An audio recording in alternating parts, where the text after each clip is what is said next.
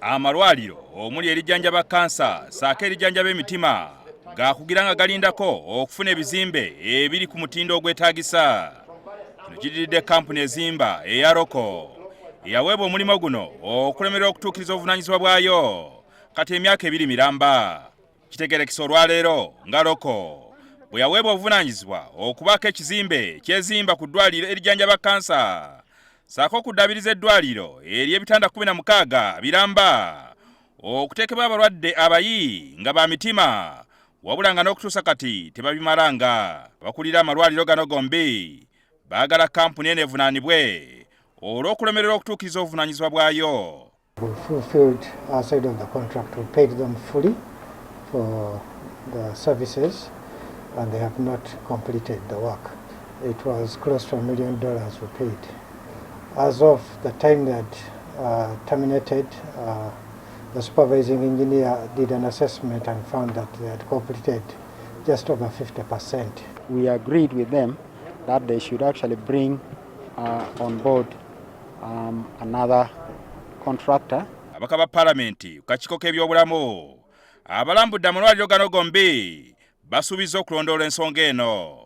Bakozeeko emirimu egy'ebitundu kyebalaba departments ezimu zirukalubizibwa naddala wano Heart Institute oba operating era batereka n'amalagala bakola ki ekitali kirungi. So n'olwekyo tukubiriza gavumenti esitukiremu n'obwangu bw'amaanyi etunize tochi mu eno construction company. Tujja kuyita Roko, tujja kuyita ba Uganda Cancer Institute, Uganda Heart Institute tutuule tulabe how tusobola okukikwata tukitwale maaso.